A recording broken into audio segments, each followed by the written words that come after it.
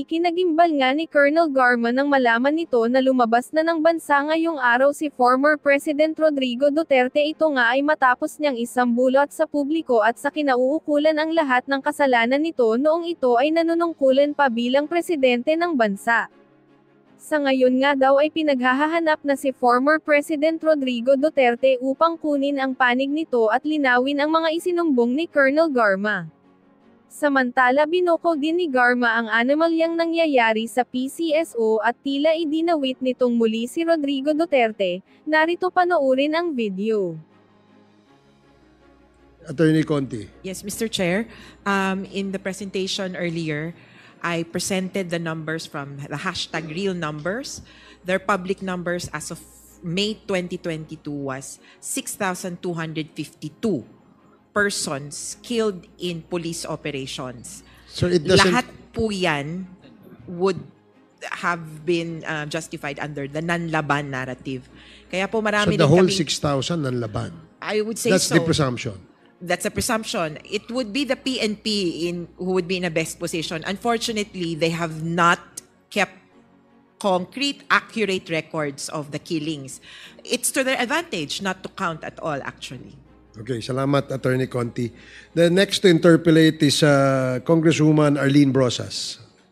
Thank you, Mr. Chair. Mr. Chair, I would like to direct my questions doon po sa mga victims, Mr. Chair. Particular kay, yung sa Cebu po, no? Particular kay Raquel Lopez, ang nanay ni Rabi Lopez.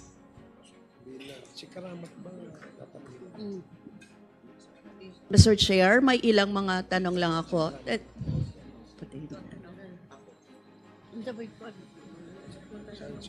Nanay, ano po ang nangyari kay Rabi Lopez? Kwanto natuog man mi ato Your Honor ka nang more mong namatan ba buto-buto to. Natulog po kami noon at yun po yung nagising kami sa mga putok. So, Mr. Chair, I would like to ask, ano po yung trabaho ni Rabi bago yung Technician insidente? to siya, Your Honor. Tapos kailan po nangyari yung insidente na yun? Yung nagising na lang kayo, sabi nyo, sa mga putok? Siguro mga alas 2, murag alas 2, bato, alas 3, murag mga alas 2 to. October 4, 2018. Kadlaon. So, pagkatapos nyo pong marinig yung mga putok, anong nangyari? Dali lang yan itong kuhan, abli sa portahan, nga naog mi niya. Pag gawas na mo sa portahan, pag abli, kuyawa naman mi, kay pwede naman naghalang pulis, ging na naman mi, walang labas. Di, gisarada lang akong balik ang portahan. Nagmadali po kaming buksan ng pinto at bumaba para tingnan. Tapos pag bukas namin, marami ng mga pulis. Tapos sinabi ng mga pulis na walang labas. Kaya sinira nila pagkatapos yung pinto dahil natakot din po sila. Pero nakita niyo po si Rabi. Ano pang itsura ni Rabi?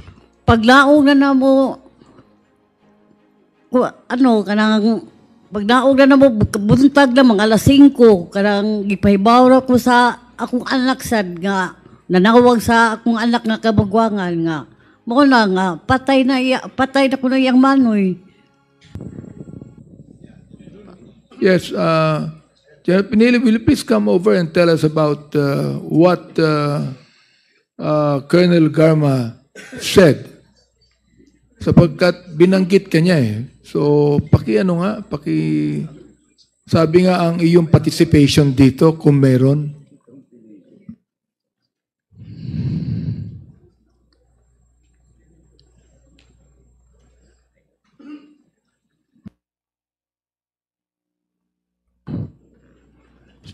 Your Honor, I'm former chairman of PCSO, Anselmo Simeon P. Pinili, and I am very sad. Did you take your oath yet? Have Yes, you? Your Okay, Honor. go ahead. I'm very sad that the former GM said that my honorable classmates was involved in drugs. And I hope that she is not lying, because my classmate lifestyle is, for me, is so simple. He has no car, he walks, and after retirement, he always been employed.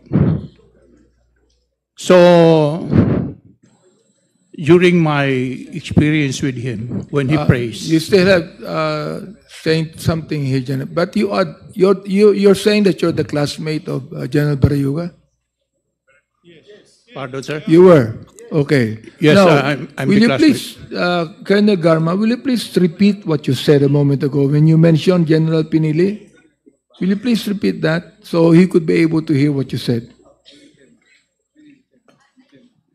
Last hearing po, when Yes. when the chair po mentioned of meeting after the death of General Barayuga, he mentioned of meeting Senator Bongo and Yusek Kitain, and he also mentioned yung kanyang theory, like saying that during that time daw, General Barayuga is about to give evidence daw, may hawak doon na evidence in connection with corruption against me. Yun po ang pagkaintindi ko po sa kanyang sinabi last board meeting. Well, that's what General Pinili said. Opo. If you will allow me to explain po what really happened in PCSO, so I could expand Go ahead, po. go ahead. Kasi po, when I was, pag-assume ko po sa PCSO, Mr. Chair, that was almost a week after I sought an audience po kay PRRD. I was the one who talked to PRRD mentioning po yung mga irregularities sa PCSO. Like sa STL, there are waivers that were approved by the board. Ibig po sabihin, yung original na GMMRR po ng STL, pina-waive po ng board ang mga utang. Halimbawa STLA may utang na 20 million dahil sinasabi daw nila na lugi sila. O sige, i-waive na lang natin yan, 20 million mo, gawin na lang natin 10, i-post-dated mo na lang yan. Ito na lang yung bago mo GMMRR, from 10 million, gawin na lang natin 8. Reduction of GMMRR po yon. Meron din po mga bond po na instead na cash po ang bond, naging installment. Mga ganon. So, yun po yung naabutan ko. And there are also reduction of GMMRR na hindi pa po na-cancel yung previous contract, ay in-implement na po yung bagong amount na board resolution lang naman po ang na-issue. Meron din pong in-implement pero walang kontrata. May kontrata, hindi na pirmahan. May kontrata na pirmado, hindi mo alam kung sinong pumirma. So those are the irregularities po na nangyari, and ko-compute mo po in nawala kay PCSO, I think, if I'm not mistaken, meron naman po listahan ng PCSO, that is around 5 billion ang nawawalang 5 pera. billion. Oo, more or less. I'm not sure of the figure, pero yan po yung estimate. So, I reported that to the President because bawal po yun. Na i-waiver mo, ang cash bond installment mo, i-merge mo yung isang company, 3 area, isang company, i-merge mo into one, para sa ganun yung bond is ma-reduce, instead of 15 million ay magiging isang 15 million na lang, so nakatipid ka ng 30 million. Mga ganun po yung sitwasyon noon. So, there was during that time, and I assume also, may nag-garnish po na 700 plus million ang TMA sa account ng PCSO na parang nawalang bula. At paano nalaman ng TMA ang bank account ng PCSO sa PNB, and I forgot the other bank, which is a mystery hanggang nung umalis ako, parang walang klarong nangyari. Hindi namin alam kung paano nangyari na wala na lang yung 700 plus million sa account ng PCSO. Up to now yan, alam yan ng PCS. I don't know kung na-account na o naibalik na ba na TMA. Nagkaroon po ng case po yan. With regard sa peryahan ng bayan, pag-assume ko po, Mr. Chair, meron pong court CA decision. CA decision instructing PCSO to an status quo and directing PCSO to send representatives sa draw court ng peryahan ng bayan and while mag-arbitrate to resolve the issue ni PCSO and the peryahan. And pag-assume ko po, meron ng board resolution adopting the Court of Appeals decision. So that is why when I assume, sir, sabi ko, itong status ni peryahan, I think we should implement because there's a court order and the board decided to adopt. Pero that time po, kinasuhan na po ng peryahan si Chairman Pinili for not following the CA order po. So, sabi ko, ayaw ng board na implement. So, sabi ko, let us cancel then the board resolution. Para sa ganun naman, wala akong i-implement. Kasi implementer lang naman ang GM po. Ayaw po nila ipa-cancel.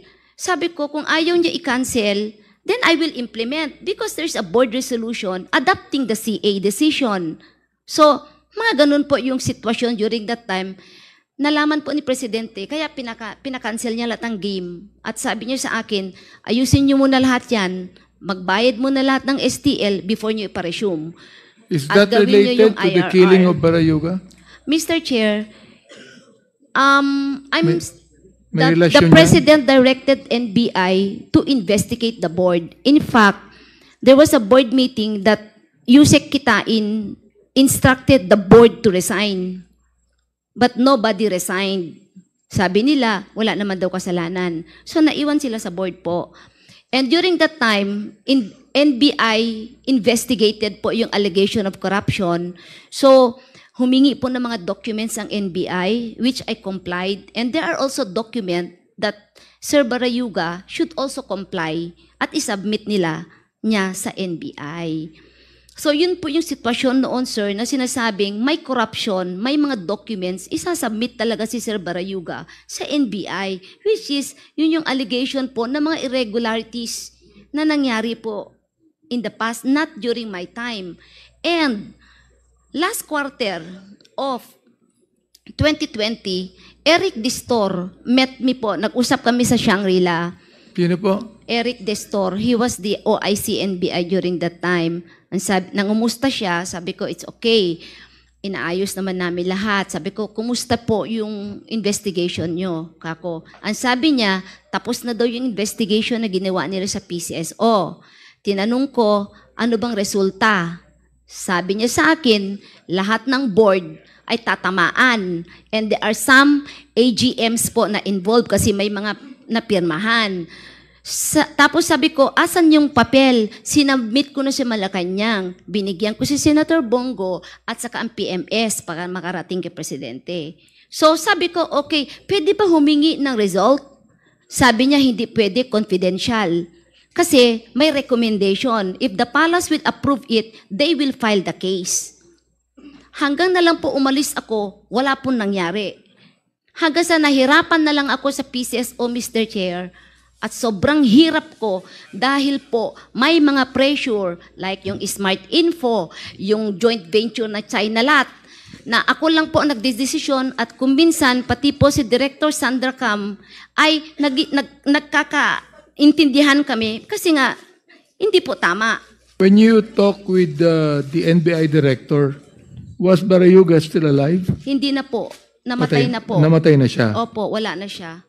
Kasi parang back to almost normal na yun eh. Nung nag-start na kaming slowly babalik na yung operation namin. Ganun po yung sitwasyon noon. And marami pa po, if I can tell you, and documents will also show talaga sa PCSO that there are plenty of irregularities which I really fought for it. Do you have documents to show? Do you still have documents to show? I have some documents, but definitely mayroon document ng legal Now, at will ang you void submit po ng to us the PCSO. documents that you're keeping? Pag makalabas po ako, sir, kay hindi ko Okay, you ako lang promise that, no? nakakaalam. Nakalabas ka, you will Hahanapin submit ko po. documents to me. Yung po to us, to mga the natago committee. ko lang po. Yes Okay. So General Pinili, now, tell us now, what you would like to say. Because ikaw ang pinalitan ni Colonel Garma, di ba? No, sir. I'm the chairman of PCSO. Chairman, okay. Chairman, sige. I just preside during board meeting. For the information of the Quadcom, it was pandemic. Our board meeting was always online. I'm in Davao City since March. My classmate was ambushed and killed July 30, about 3:30 in the afternoon. So wala ako doon, sir. So itong issue niya about maraming problema ng PCSO, siguro hindi dito yon pag-usapan. And maybe the AGMs here present can attest na talagang na-manage namin ang PCSO before the arrival of now former GM. So yung sinasabi niya na about KMA, the AGMs here will bear me out na ako yung nag-insist na hindi talaga mag-provide ang TMA ng papers ng PCSO. So, ang issue kasi dito, Mr. Chair, is yung pagpatay ng classmate ko. Pero namang whistleblower na si Police Colonel Mendoza. So, dapat yun ang pag-usapan. Kasi pag sabihin niya yung pagdating niya, maraming nakita siyang mga problema, hindi yun ang issue. Kung yun ang ating pagdebatehan dito, dapat Mr. Chair. investigation sana. Mr. Chair. Yes, Congressman Akop, with the indulgence of Congressman Abante. No, a point of order lang, Mr. Chair. Oh, yes, what is the point of order? Kasi hindi ko matanggap na yung underclass ko. Tuturuan ako kung anong gagawin natin dito eh. You know, you become a congressman first before you can tell us what to do. When we want to discuss something here, wala kang pakialam doon kasi kami nagkukuha ng agenda rito eh. Pero to tell you frankly, ako yung upper class mo, nainis ako doon sa sinabi mo, nasasabihan mo ako kung anong gagawin ko. Thank you, Mr. Chair. Thank you, Congressman Akop. Please continue, I'm sorry, Your Congressman Honor. Abante. Mr. Chair, I believe to General Pinili, no, tama yung sinabi po ng upper class ninyo. Ako rin po gusto kong sabihin na whatever we discuss here and investigate in this committee is related. Related po yan sa pagpatay. Hindi pwedeng hindi yan related. All right? Now, that's the issue we should discuss. But the issue here is also corruption. So I'm asking now, before I would ask Colonel Garma, I would like to give way to Congressman Paduano for something that is related to what we're discussing about. Chairman, Colonel Garma, you mentioned about the information given to you by Clarence Tungael, your classmate.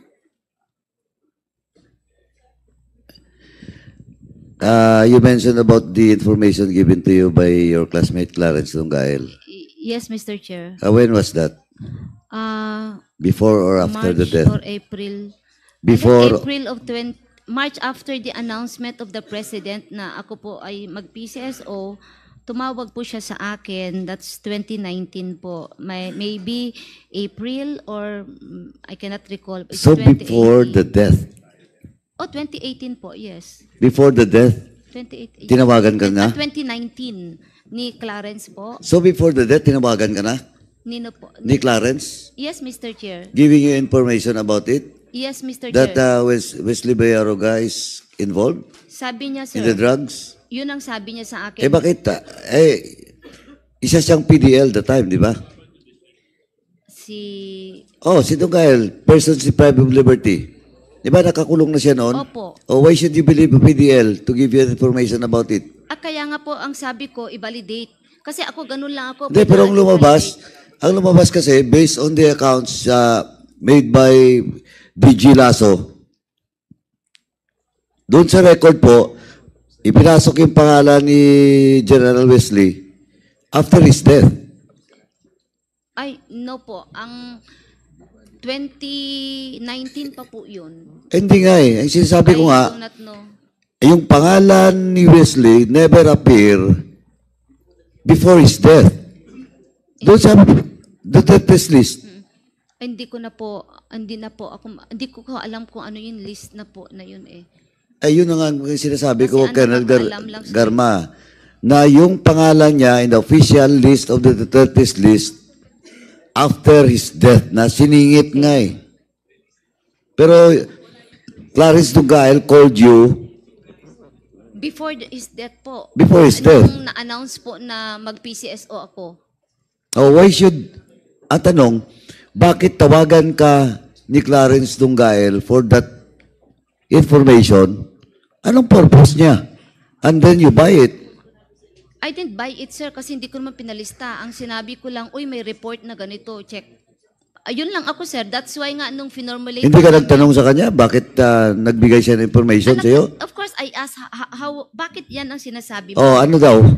Based sa kanyang experience, sir, nung time daw na na-assign siya, Region mga 6? incident.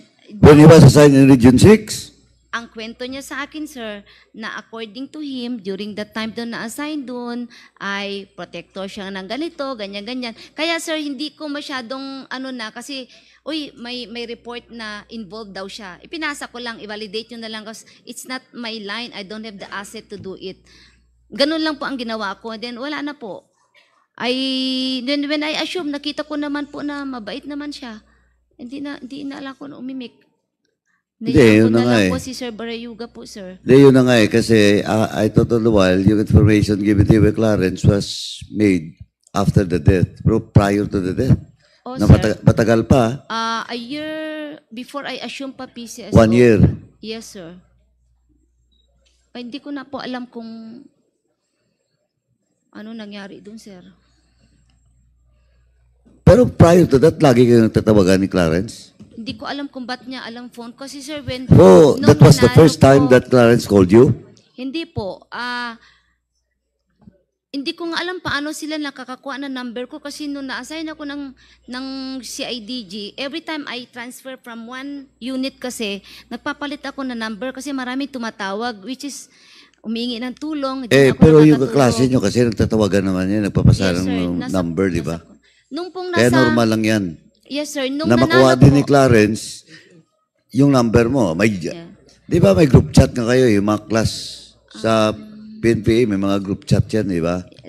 lately po, meron po. I think when the President won po, marami po nakakaalam na number ko that time po. So, very busy number ko. Napapakilala, Boxy, ganito, ganyan. Ganun lang po, Mr. Chair. Anyway, Mr. Chairman, medyo ano lang ako doon eh, kasi namatay si Wesley, may information na pala prior to his death, tapos doon binato ni Clarence Dugael kay Garma. And we know for the fact that Clarence Dugael has a lot of connections and with regards, especially with regards to drugs, doon po sa Bilibid. In fact, he was involved in Peter Co case, di ba? Yes po.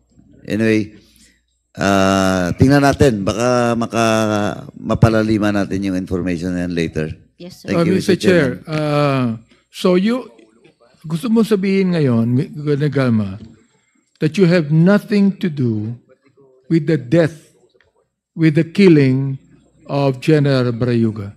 Wala po, Mr. Chair. Wala. Wala So po. therefore, yung sinabi ni Lieutenant Colonel Mendoza is actually wrong. Yes, Mr. Chair. So you are now saying to us here, truthfully, that you have nothing to do with the death of General Barayuga. Yes, Mr. Chair. Okay.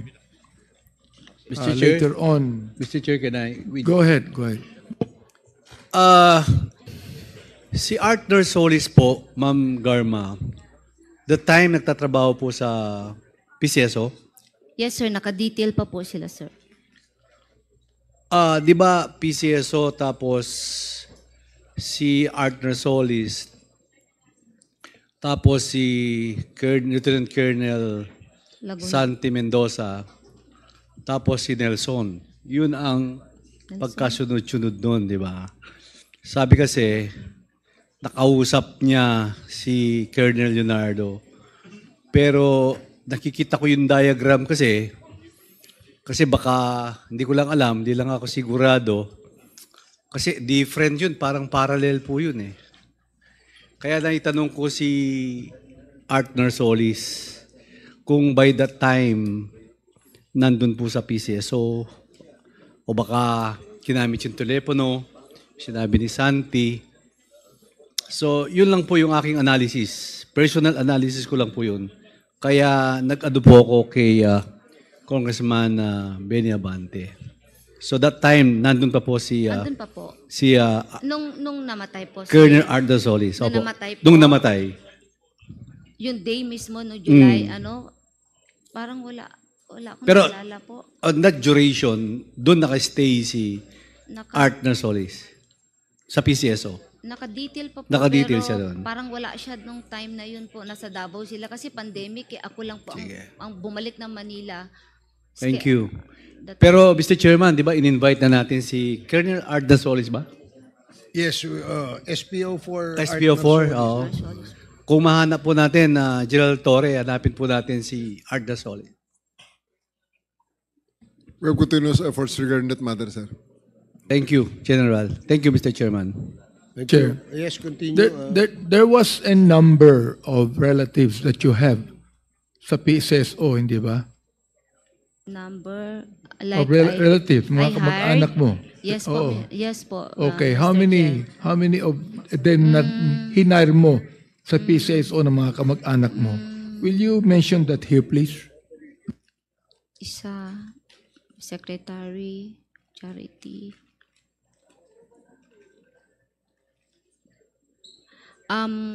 One po as my secretary, private secretary. And then yung isa po is parang executive assistant 3. Yung isa po is parang mababa lang po yung bakante na I cannot recall the positions, pero puro po mabababa na position po. Ang pinakamataas lang po noon is EA 3 na position po ang naibigay ko. Including your daughter or son? I don't have a son, Mr. Chair. My daughter, as confidential agent, for a few months lang po yun. After I took her back from US, kasi kinustudi ko na siya, sabi ko, para may trabaho ka, then I'll hire you. So bakit mo binigyan ng trabaho sa PCSO yung mga kamag-anak mo? Mr. Chair, wala naman sigurong hindi mag-hire ng kamag-anak kasi the position po is trust and confidence. Like secretary, private secretary, I need someone I trust. Like siguro driver, I need someone I trust. And there are positions na allowed naman. Pero kung trust and confidence po, meron po, yun lang ang binigay ko. The rest na I need professionals like lawyers, professionals. I hired lawyers and professionals. And there are also positions that I publish. I ask the HR to hire outside at mamili because gusto ko galing sa labas at qualified talaga for the position. Okay, ganito, no? You said that there are 3 levels of payments and rewards sa tinatawag nating Davao model. Tama?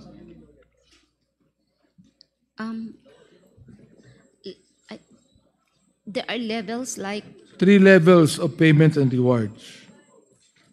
I cannot. Kanina nabanggit mo yun eh. There are 4? 4 levels. Oo. There are 4 levels na nabanggit mo, hindi ba? Yes po. I think. Okay. I was looking at it and sabi ko nga, ang laking pera ang lumabas dito. The fact that thousands were killed, actually. So I would like to ask our PNP personnel here. Diba? General Torre. Nakita ko yata si General Karamat dito, ha? I'd like to ask them if you share the statement of Colonel Garma na meron 4 na level ng payment and rewards to policemen na pumatay ng mga drug pushers, drug lords, drug traffickers. Do you share that statement? General Torre, do you deny or do you share the statement? Sir, I have no personal knowledge regarding that matter. Because truth to tell, sir, if I may be allowed to speak candidly, that's something that's the kind of system that will eventually be right at the very start. That's not against. So you're that's saying not that within you the have law. no personal knowledge I of don't that, have personal knowledge regarding that and matter, you have sir. not heard it even. No, sir. No, you haven't. Colonel Patay, Yes, Mr. Chair. Dinenay mo kanina. Are you still denying it now? Wala po akong knowledge yan, Mr. Chair. You have no personal knowledge then. Wala po, Mr. I'd Chair. like to ask, where's Colonel Marcos? Colonel Marcos, do you share the statement that was given to us by Colonel Garma about the payment and rewards, or you also deny that? Pertaining to the reward system, sir, tama po si Colonel Garma doon. Nag-circulate po yan sa buong PNP organization.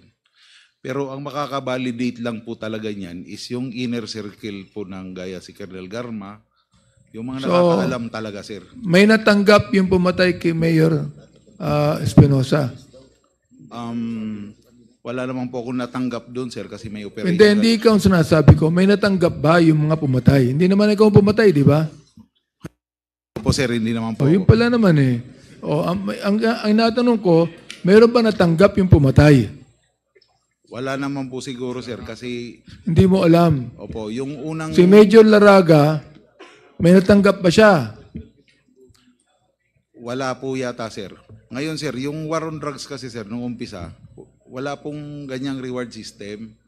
Yung talagang operation, true operation on listed drugs personalities. Pero napansin siguro, sir, nung administration na medyo walang masyadong nagpa-participate. So nung nakakulong na po ako, sir, naka-restricted, parang narinig ko, sir, na nag-umpisa na po yung reward system to encourage other officers, other personnel. Nakatanggap si Major Laraga at yung mga pulis, hindi mo alam. Hindi po kasi Luca, nakakapagtaka na papatay nila sa loob ng selda eh. Si Mayor Espinosa eh. Nakakapagtaka kahit sino. At tanungin mo, nakakapagtaka, nakakulong na yung tao eh. Papatayin nyo. Ngayon, nalaman natin mayroong payment and rewards. Hindi mo alam, hindi ka nang katanggap dahil hindi naman talaga ikaw ang pumatay, di ba? Yes, Mr. Chair. At hindi mo alam na mayroong payment and reward na binibigay sa mga pumatay. Tama ako, mali? It's true na naririnig po ng kapulisan yan, sir.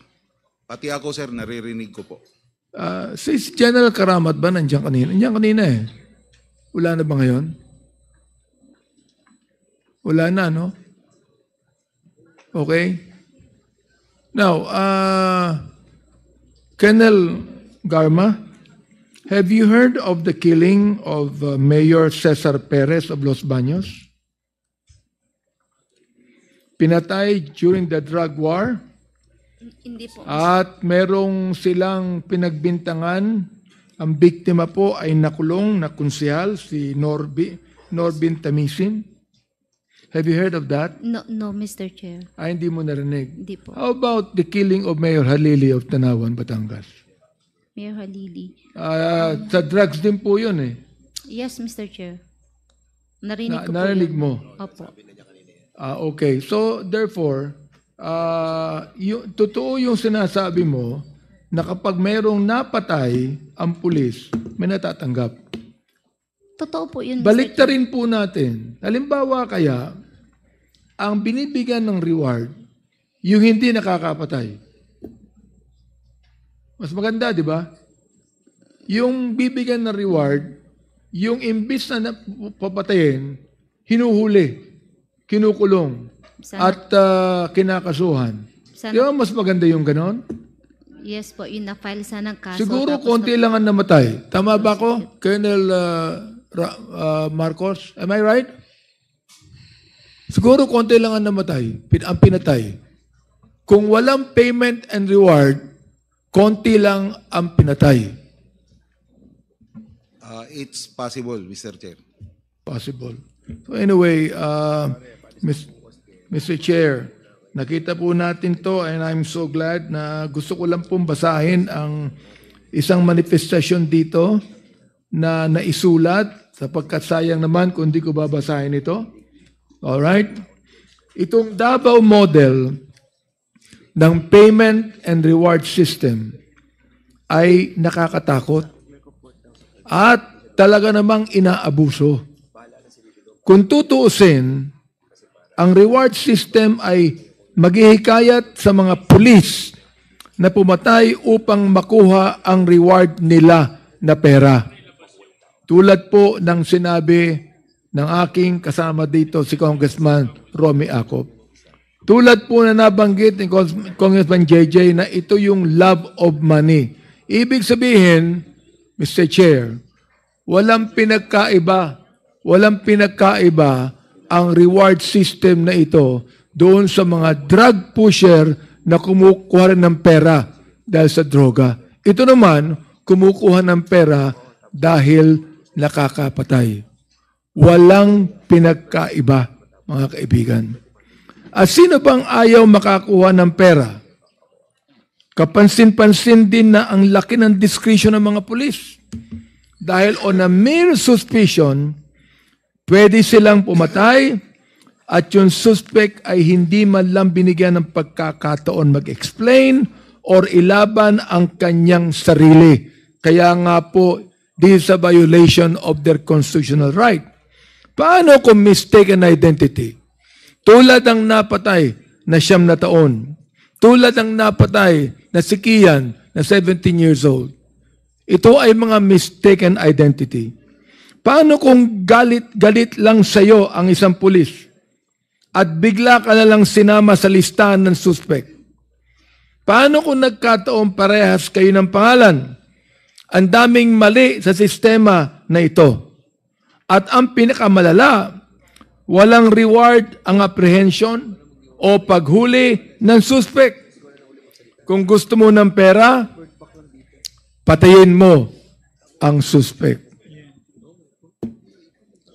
Last question, Mr. Chair, to Vice Chair Bernardo. What is now the status of Commissioner Leonardo in NAPOLCOM? Sir, I was just, I was able to read a letter that his resignation had been accepted, sir. I will be getting the official notice, sir, maybe by Monday, sir. So you will not anymore charge him administratively? Last week, sir, I convened the remaining commissioners, and I was asking if we would be reporting to the Office of the President through the SILG that we are supposed to recommend the conduct of administrative investigation. Inasmuch as the PNP and the Internal Affairs and NBI would be conducting a criminal investigation, it is also be more expeditious, considering if an administrative case will be conducted, it would be more quicker, considering the evidence necessary would be substantial evidence, sir. But we were being told that he tendered his resignation, and I was asking my colleague, I was outvoted that they suggested to wait for developments. But personally, I would like to file administrative case. Thank you, Mr. Chair. That ends my interpellation and manifestation. Maraming salamat po sa inyo. Thank you, Congressman Abante. And before we end, Mr. Chairman, Congressman Fernandez? Yes, since there are reports, some reports that been received by this Quadcom in relation to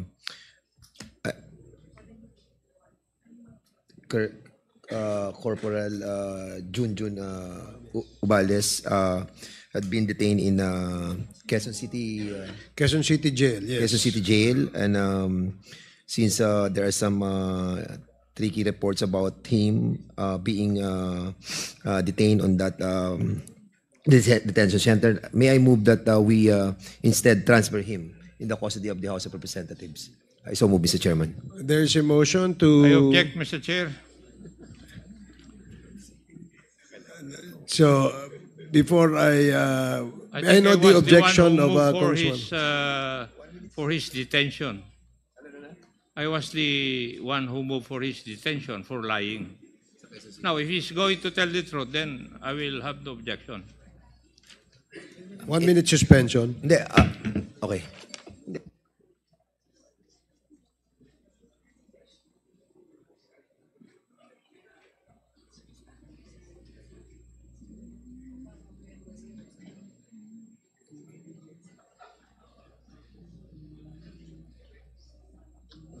Hindi, paano natin? Sabihin na natin.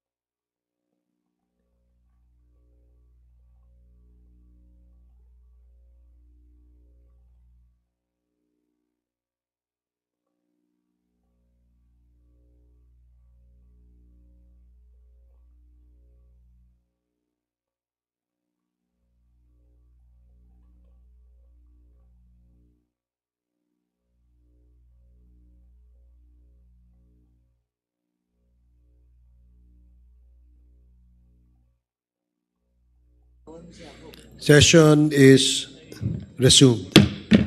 So the parliamentary status is that there was a motion by Congressman Dan Fernandez but it was objected prior to the chair stating for the record the motion of Congressman Dan Fernandez, and the chair immediately suspended the hearing in order that we can discuss the motion that will be stated by Congressman Fernandez.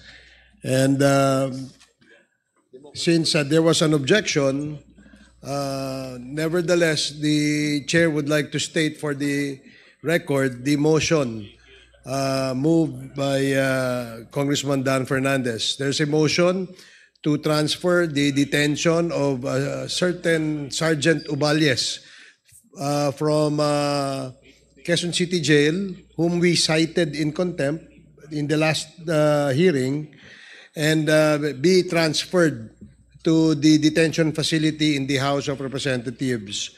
And there was an objection by Congressman Acop. Since there is an objection, we would like to divide the House. Mr. Chair. Yes, Congressman Bante. Just Mr. proper, Chair. Mr. Chair, to divide the House. But Yeah. do have a quorum. Yes. Mr. Chairman, We have may I be allowed to have a small statement? Mr. Chairman, I don't want to go into voting anymore, since we respect din also the sentiment of Chairman Acop. Since we were not able to tell him the issue beforehand, and after the suspension that you have ruled, I have spoken with Chairman Acop. So, most likely, Mr. Chairman, let's give a moment with Chairman Acop, and I move that we suspend another minute for it. Okay, session is suspended.